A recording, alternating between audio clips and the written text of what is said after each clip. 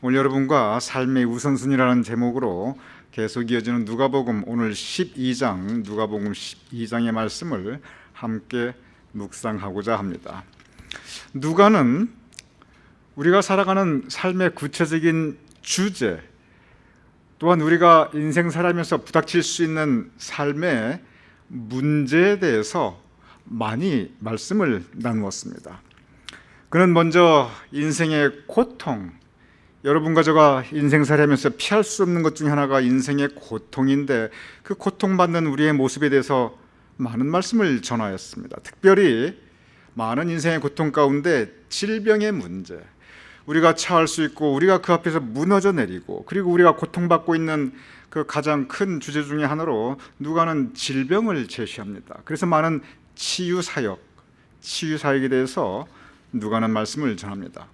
또 한 가지 누가는 의외로 이 돈의 문제에 대해서 우리에게 가르침을 주고 있습니다. 제 혼자 생각에 아마 누가가 의사였는데 병 다 고쳐주고 열심히 해서 병 다 고쳐줬는데 아마 치료비를 많이 못 받았나 보다 하는, 제가 그런 생각도 해봐요. 이런저런 돈에 대한 가르침도 주기도 합니다. 오늘은 바로 그 중에 하나입니다. 오늘 본문 이렇게 시작합니다. 누가복음 12장에 여러 이야기가 나오는데 돈에 대한 가르침 중에 하나, 누가복음 12장 15절 한번 여러분께서 읽어주시기 바랍니다. 시작.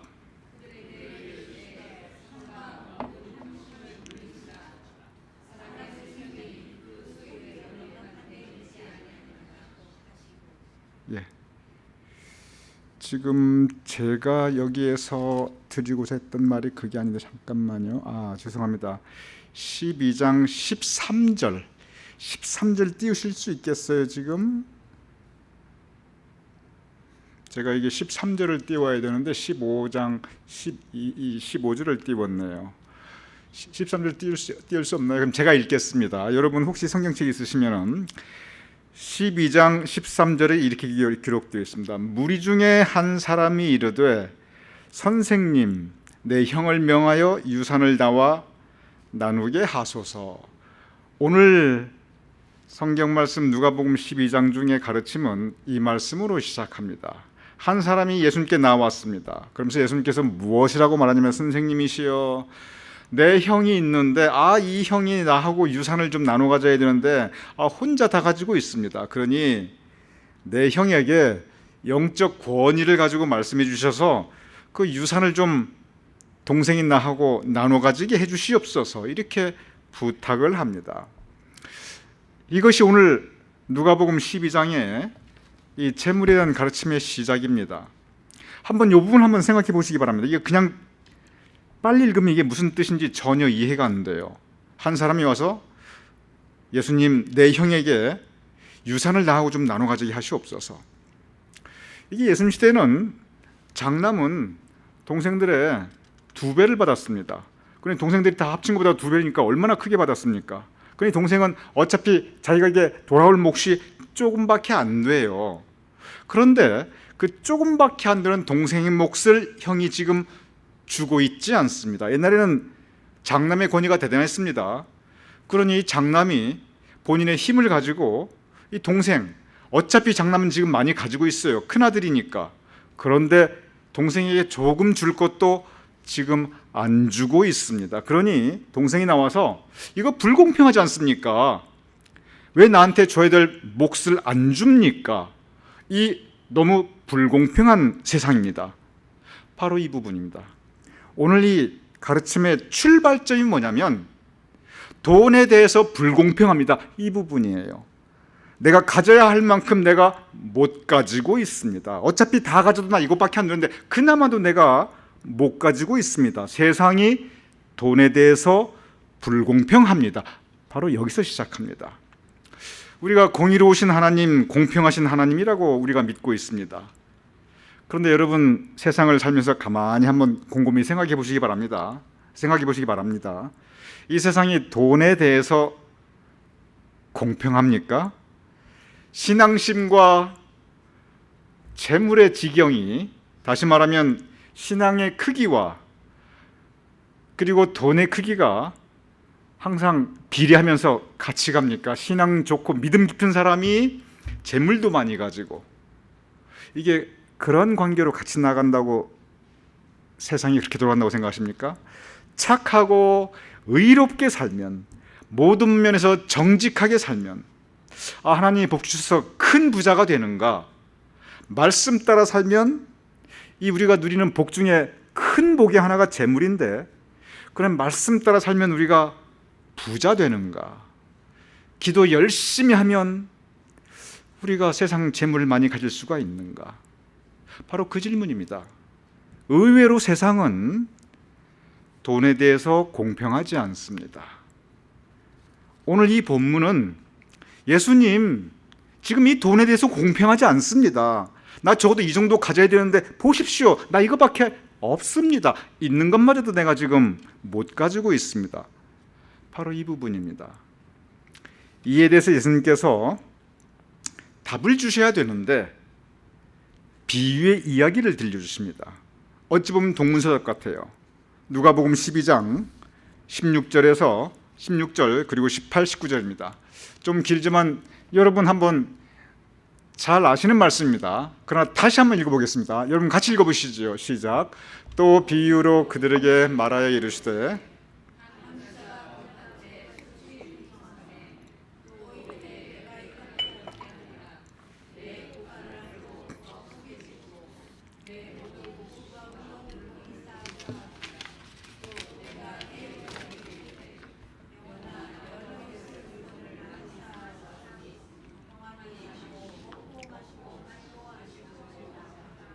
네, 감사합니다. 여기 비유를 예수님께서 말씀하십니다.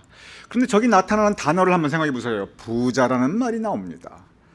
밭, 소출, 풍성하고 곡간, 더 크게 짓고 곡식, 물건, 그리고 많이 쌓아두고 열에 쓸 물건 많이 쌓아두고 그렇게 많이 쓰면 내가 쉬고 먹고 마시고 즐거워할 수 있다. 다 재물에 대한 이야기입니다. 성경 말씀인데 온통 돈과 재물에 대한 이야기고, 결과적으로 돈과 재물이 많이 있으면 내가 평안히 살고 놀고 먹을 수 있고 즐거워할 수 있고 행복할 수 있다. 그 이야기예요. 여러분, 누가가 굉장히 영적인데 동시에 굉장히 현실적인 가르침을 우리에게 주고 있습니다. 한번 여러분 곰곰이 생각해 보시기 바랍니다. 이 땅에서 우리가 살아가면서 우리의 관심이 있습니다. 우리가 가장 노력하는 것입니다. 제일 큰 건 어쩌면 자식이 아니겠어요? 자식을 위해서 우리가 가장 큰 많은 관심과, 그리고 아무리 돈이 없어도 자식을 위해서 돈 쓰고, 제가 지난주 설교 말씀 드렸습니다만 한국 가면 자식한테 돈을 많이 써가지고 그냥 빈곤층으로 전락한 노인분들이 한둘이 아닙니다. 그래서 이 땅에서 우리의 관심, 자식 관심이 제일 크지요. 자식 다음엔 뭐가 있을까요? 이 세상에서 우리가 관심은 아마 자식을 빼놓는다면 부모는 아니고요. 대부분 돈입니다. 젊었을 때 아침부터 밤까지 왜 그렇게 고생하시겠어요? 돈 벌기 위해서 그러시는 거 아니겠어요? 그 다음에 나중에도 많은 경우 이 땅에서 우리의 관심은 재물에 가게 되어 있어요. 근데 예수님께서는 무슨 말씀하시냐면, 오늘 이 말씀이 뭐냐면, 우리가 살면서 이렇게 재물이 중요한데, 돈이 중요한데, 그런데 무엇 앞에서 그 재물과 돈의 문제를 보게 하냐면 죽음 앞에서입니다. 다시 띄워주시겠어요? 아까 그 본문, 지금 여기 보면은 현실에 대한 이야기입니다. 현실에 이렇게 온통 재물과 돈에 대한 단어들이에요. 부자, 밭, 소출, 풍성, 곡간, 더 크게 짓고 돈 많이 쌓아지고, 결국 온통 돈과 재물에 대한 문제입니다. 그런데 이 질문에 이 돈을 어디에 비춰보냐면 12장 20절, 곧바로 그 다음, 어리석은 자여 오늘 밤에 너의 영혼을 도로 찾으리니, 즉 죽음이 다가옵니다.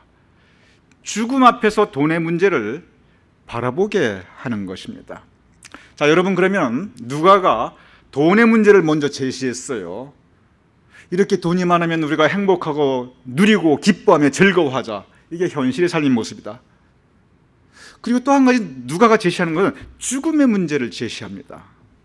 성경 말씀이 그냥 쭉 읽으면 굉장히 편안하게 다가오는데 깊이 분석해 보면 너무 논리적이에요. 엄청나게 논리적입니다. 그러면서 분명한 가르침을 우리에게 주고 있습니다. 오늘 이 부분도 그렇습니다. 이 세상에 돈이 이렇게 있는데 먼저 문제 출발점은 돈이 너무 불공평하다 그거예요. 그 문제 제기에서 예수님께서는 그래, 돈은 우리의 현실에서 이렇게 많은 것들을 할 수 있지, 행복할 수 있지. 그런데 돈을 한번 죽음의 관점에서 보자. 그 부분이에요. 죽음 앞에 서 있는 경우, 저는 죽음 앞에 서 있는 분들을 제가 목사이기 때문에 의외로 자주 봅니다. 공통적으로 느끼는 건 뭐냐면 죽음 앞에 서 있게 되면은 그냥 막연한 죽음이 아니라 정말 실감하는 죽음. 아, 내가 이제 일주일 후에, 아, 내가 오래 살아봐야 두세 달, 이렇게 아주 구체적인, 아주 실체적인 모습으로 죽음이 다가올 때, 그때는 살아있을 때 그렇게 중요하던 것들이 죽음 앞에 갑자기 다르게 느껴지는 것을 저는 그분들을 통해서 저는 때때로 봅니다. 자주 보아요. 그리고 이런 것은 이 하스피스 관련된 분들이 쓴 책들 보면 아주 공통적이에요. 그리고 제가 거기에 공감해요. 가장 대표적인 것이 뭐냐면 이 죽음 앞에 살았을 때 그렇게 중요했는데 죽음 앞에 갑자기 다르게 느껴지는 게 뭐냐면 가장 대표적인 것이 일입니다. 우리가 하는 일. 죽으라고 이렇게 살았는데 죽음 앞에서 내가 조금 더 열심히 일할 걸, 내가 그때 더 최선을 다해서 일할 걸, 내가 내 인생에서 왜 일을 이렇게밖에 못했나, 일을 조금 더 할 걸, 이렇게 가슴을 치면서 일을 조금밖에 못했다고 한탄하시는 분 제 목회 평생 본 적이 없어요. 근데 저만 그런 게 아니라 다 그러신 것 같아요. 죽음 앞에서 내가 일 조금 했다고 한탄하신 분 없어요. 오히려 뭐 때문에 한탄하냐면 내가 왜 내 인생 일만 하며 살았는가, 내가 내 기쁨, 내 행복, 내 즐거움 별로 못 누려보았구나, 내 인생 그냥 일만 하다 살았구나, 오히려 이렇게 한탄하시는 분 굉장히 많습니다. 돈이 그래요. 우리 인생살이 많은 부분 돈을 위해 살고 돈이 우리 머릿속에 많은 부분 가득 차 있게 됩니다. 그럴 수밖에 없어요. 세상이 이렇게 돌아가니까 돈이 중요합니다. 그런데 죽음 앞에 서 보면 돈보다 더 중요한 것들이 얼마든지 있다는 것을 갑자기 느끼게 됩니다. 이렇게 막연한 죽음 아니라 죽음이 딱 실체로 다가오면, 시 한 부를 딱 명령을 받고 보면, 그래 죽음 앞에 한탄하는 또 다른 모습은 돈 때문에, 즉 돈 벌기 위해서 모든 시간과 노력을 들이다가 돈보다 더 중요한 것들을 내가 놓쳐버렸구나, 그거 많이 한탄해요. 가장 큰 것, 가족 간의 사랑입니다. 내가 내 자식하고 내 배우자하고 이 가족 간의 사랑, 내가 더 충실하지 못했구나, 돈 버느라고 바빠가지고.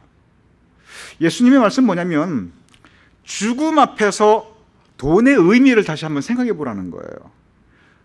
관점의 전환입니다. 생각의 역전입니다. 논리의 반전입니다. 예수님 말씀 누가복음 12장 20절 제가 다시 읽어볼게요. 하나님이 이르시되 어리석은 자여, 저 어리석은 자는 평생 일만 위해서, 돈만 위해서, 이게 오늘의 주제는 돈입니다. 재물입니다. 왜 어리석냐면 돈과 재물의 거기에 가장 큰 포커스, 인생의 초점, 모든 노력을 저기에 쏟았거든요. 오늘 밤에 내 영혼을 하나님께서 찾아가실 텐데 그러면 너의 그 준비한 것이, 그 모든 재물이 누구의 것이 되겠느냐, 예수님께서 반문하십니다. 예전에는요, 고대 사회에서는 참 신기해요. 한국에도 저런 게 있었고요, 중국에도 저런 게 있었고요, 유럽에도 저런 게 있었고, 저 아메리카, 여기 북아메리카나 남아메리카나, 그 다음에 시베리아 이런 데 다 있었고요. 전 세계적으로 고대 거의 다 동일하게 있었던 게 있습니다. 그게 뭐냐면 순장제도라는 건데, 힘있고 돈 있는 사람들이 죽을 때 그 물건들을 그대로 가져갑니다. 그래서 그 무덤에 보면은 그 힘 있는 또 돈 있는 사람 그 무덤에는 살았을 때 값 나가는 보석들을 그대로 가지고 가요. 그리고 물건들도 그대로 가져갑니다. 그 무덤에 다 같이 가져가요. 심지어 하인들도 같이 데려갑니다. 그래서 하인들도 같이 죽어야 돼요. 그게 순장제도라는 겁니다. 이게 고대에는 이 동서를 막론하고 다 있었어요. 그래서 옛날이나 지금이나 이 도굴꾼들은 이 무덤 파서 제대로 이 유품 나면 큰 부자가 됩니다. 그게 이집트나 뭐 어디나 다 마찬가지예요. 한국도 그렇고. 죽음 앞에서도 돈을 가져가고 싶었던 거예요. 그만큼 돈에 대한 집착이 있습니다. 빌리 그레이엄 목사님께서 하신 그 예화를 제가 참 재미있게 들었고 지금도 기억하는 게 있어요. 두 부부가 있는데 남편분이 돈에 대해서 굉장히 관심이 많았어요. 근데 이제 세상을 떠나게 되었어요. 부인에게 유언을 합니다. 내가 죽는 건 억울하지 않는데 저 돈을 놓고 가는 게 너무 억울하다. 당신이 모르는 재산이 있는데 내가 어디에 현금으로 내가 50만 불을 내가 묻어놨는데 뭐 있는 건 당신 알고 있는 거니까 당신 다 가져가고 이거 50만 불은 당신 몰랐던 거니까 그건 내가 가져갈 테니 그 50만 불은 나한테 좀 묻어달라. 그것만큼 내가 가져가고 싶다. 다른 재산 당신 아는 거니까 그냥 당신 가지고. 그래가지고 이 아내가 그걸 듣고 그래도 유언이니까 내가 그 약속 꼭 지키겠노라고. 그 50만 불은 당신 그 무덤에 내가 함께 묻어져가지고 저 나라 갈 때 그 50만 불 꼭 가져게 그렇게 해갔다고. 그래서 이제 돌아가시기 전에 이 남편분이 그 돈이 어디에 있다 알려줬어요. 그리고 아내가 철석같이 약속을 했어요. 그리고 남편분이 세상 떠났어요. 그 아내가 실제 거기 가보니까 실제 현찰 50만 불 있는 거예요. 약속을 했잖아요. 그 돈 남편 관에 묻어주기로. 그래서 어떻게 했냐면 은행에 가서 그 50만 불을 딱 디파짓을 하고 수표를 딱 끊어가지고 50만 불 그래서 그 관 속에 딱 넣어드렸어요. 부인이 약속을 지켰습니까? 어겼습니까? 훌륭하게 지켰지요. 그래서 이분 50만 불 가져간 거예요. 천하나라까지. 수표. 그 남편이 죽은 남편 이름으로 수표로. 여러분 이렇게 재산이 우리에게 재물이 중요하지요. 그런데 죽음 앞에서 이 재물이 우리에게 갑자기 다르게 느껴지는 부분, 설령 그걸 집착을 해도 소용이 없다는 것을 예수님께서 말씀하시는 겁니다. 그러면서 돈의 문제에 대해서 예수님께서 어떻게 말씀을 주시면 누가복음 계속 이어집니다. 이게 전부 돈과 재물에 대한 얘기입니다. 12장 22절입니다. 여러분이 잘 아시는 말씀입니다. 같이 읽어보시죠. 시작. 또 제자들에게 이르시되 그러므로 너에게 이르노니 너희 목숨을 위하여 무엇을 먹을까 몸을 위하여 무엇을 입을까 걱정하지 말라. 가장 기본적인 의식주 문제, 돈 문제 너무 염려하지 말라. 참 누가 염려하고 싶어서 염려하나요? 세상이 이렇게 힘들게 돌아가니까 염려하지요. 참 어떤 때는 저 말씀 들어보면 누가 염려하고 싶어 염려합니까? 그런 생각이 들지요. 그런데 예수님께서 계속 이 말씀을 이어가십니다. 12장 24절입니다. 까마귀를 생각하라. 심지도 아니하고 거두지도 아니하며 골방도 없고 창고도 없으되 하나님이 기르시나니 너희는 새보다 얼마나 귀하냐. 여기에서부터 믿음을 가르치고 있습니다. 현실을 생각하면 염려할 수밖에 없는데 그런데 까마귀를 보라. 돈 때문에 노력하느냐. 계속 돈에 대한 얘기입니다. 심지도 아니하고 거주도 아니하고 돈 때문에 저렇게 일하지도 않냐고 골방도 없고 창고도 없고 은행 어카운트도 없는데 그런데 하나님께서 먹여 살리지 않느냐. 너희는 저 까마귀보다 얼마나 귀하냐. 하나님이 지켜주시리라. 이 말씀을 어찌 보면 무책임해 보입니다. 이 말씀은 어찌 보면 맹목적으로 보입니다. 그러나 바로 여기에 믿음의 힘이 있습니다. 그리고 바로 여기에 믿음의 신비가 있어요. 현실적으로 생각하면 안 돼요. 계산이 안 맞아요. 세상을 돌아보면 베드로처럼 물에 빠질 수밖에 없어요. 그런데 예수님 말씀은 저 까마귀도 살리시는 하나님께서 너를 지키시지 아니하겠느냐. 너가 새보다 얼마나 귀하냐. 믿음의 차원을 말씀해 주십니다. 계속 말씀하십니다. 12장 27절입니다. 백합화를 생각하여 보라. 실도 만들지 않고 짜지도 아니하고 그러나 내가 너에게 말하노니 솔로몬의 모든 영광으로 입은 것이 이 꽃 하나만큼 훌륭하지 못하였느니라. 하나님께서 살펴주신다. 저기 보면 솔로몬의 모든 영광, 솔로몬이 별거 아니다 그 뜻이 아니고요. 하나님께서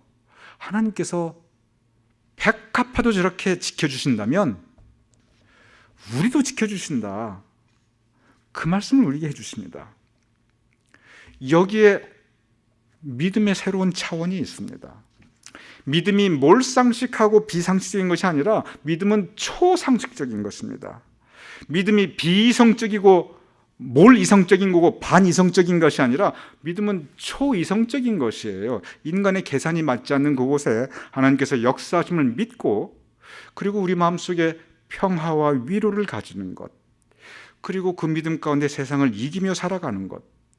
비록 없더라도 좌절하지 아니하고, 비록 없더라도 비굴하지 아니하고, 비록 힘들더라도 낙심하지 아니하고 믿음 가지고 나아가는 것. 하나님께서 지켜주시리라. 그리고 세상을 이기며 살아가는 것. 믿음의 새로운 차원을 우리에게 말씀하고 계십니다. 오늘 이 본문의 첫 출발은 이 세상이 돈 문제로 너무 불공평합니다. 여기서 시작하고 있어요. 그런데 예수님께서는 새로운 차원, 불공평하니 그러니 세상 의지하고는 살아갈 수 없다. 그러니 우리 믿음 가지고 살아가자. 세상에 재물이 중요치 않다는 얘기가 아닙니다. 믿음이 없다면 이 불공평한 세상 앞에 우리가 무너진다는 겁니다. 세상이 이렇게 불공평하고 부조리한데 세상을 바라보면 내가 낭망하고 좌절할 수밖에 없는데 믿음까지 없다고 그러면 세상만 바라보면 우리가 어떻게 살아가느냐. 오히려 세상이 그러할 때 오히려 그때 믿음 붙잡자. 주님께서 지켜주신다. 주님께서 보호해 주신다. 주님께서 인도하시리라. 이 말씀을 우리에게 주십니다. 그러면서 여러분이 너무나 잘 아시는 말씀, 오늘 말씀, 이 재물에 대한 말씀의 예수님의 결론입니다. 12장 29절 31절 우리 같이 읽어보지요. 시작. 너희는 무엇을 먹을까 무엇을 마실까 하여 구하지 말며 근심하지도 말라. 다만 너희는 그의 나라를 구하라. 그리하면 이 모든 것을 너에게 더하시리라. 여러분 성경 말씀을 읽을 때 이 뜻을 잘 명심해야 돼요. 너희는 무엇을 먹을까 무엇을 마실까요? 구하지도 말고 근심하지도 말라. 아, 그렇구나. 하나님께서 다 먹여주시는구나. 그러면 내가 일할 거 뭐 있냐? 일할 거 필요 없다. 복권이나 오늘부터 많이 사자. 아, 그리고 내가 직장도 필요 없고. 여러분 그 가르침이 전혀 아니에요. 우리가 최선 다해 일해야 됩니다. 성실하게 일해야 돼요. 정직하게 일해야 됩니다. 오늘 본 말씀 뭐냐면 재물이 필요치 않으니까 마음대로 살고 그거 무관하게 해라. 그 뜻이 전혀 아니고 삶의 우선순위, 인생의 우선순위입니다. 돈은 필요합니다. 재물은 중요합니다. 그런데 그게 공평하지가 않아요. 바로 그 부분이에요. 필요하고 중요한데 그게 공평하지 않기 때문에 거기에 인생의 최우선순위를 맞추면 우리는 무너져 내린다는 거예요. 무엇이 우선순위인가? 다시 띄워주시기 바랍니다. 바로 저 부분입니다. 너희는 그의 나라와 마태복음은 그의 의를 구하라. 하나님 뜻대로 사는 것, 천국 백성으로 살아가는 것, 이것이 우리 인생의 우선순위입니다. 이 세상은 돈이 힘이고 돈이 인생의 목적이고 돈이 인생의 의미가 되어 있는 경우가 참 많이 있습니다. 돈으로 다 되느냐? 돈으로 다 되지는 않지만 돈으로 할 수 있는 게 너무 많아요. 돈만큼 힘이 있는 게 이 세상에 별로 없어요. 사람 마음도 돈 가지고 살 수 있는 게 요즘 이 세상입니다. 그러한 우리에게 예수님께서는 돈이 필요 없다 그게 아니고 돈 앞에서 비굴하거나 거짓되지 말고 성실하게 정직하게 일하되 그러나 주신 은혜에 만족하고 까마귀에게 먹을 것을 쓰면 까마귀에 그것으로 만족하고 까마귀에게 주는 그 먹을 것이요 독수리에게 주는 것과 같지 않아요. 독수리는 독수대로 만족하고 까마귀는 까마귀대로 만족하고 참새는 참새대로 만족하되 받은 바 은혜에 감사하면서 인생의 우선순위 너희는 먼저 그의 나라와 그의 의를 구하라. 바로 이 믿음 가지고 세상을 이기며 살아갈 것을 우리에게 가르치고 있습니다. 그렇습니다. 우리는 특별히 자본주의 사회에 살고 있기 때문에 더군다나 미국이기 때문에 재물과 돈의 문제는 참 중요합니다. 그 앞에서 많이 무너집니다. 그 앞에서 많이 거짓되게 됩니다. 왜냐하면 그게 최우선순위로 되게 되면 그게 맨 먼저 앞서가면 그 앞에 사랑도 무너지고 그 앞에 우정도 무너지고 심지어 그 앞에 믿음도 무너집니다. 왜냐하면 그게 우선순위니까. 우선순위라는 게 뭐냐면 제일 앞서간다는 얘기거든요. 그 앞서가는 걸 위해서 다른 것들은 희생되어도 된다. 그게 우선순위예요. 그게 요즘의 세상의 많은 삶의 모습입니다. 믿음이 우선순위라는 겁니다. 믿음이 앞서고 그 다음에 재물이 따라가는 거지요. 우리가 어떻게 살아야 되는가?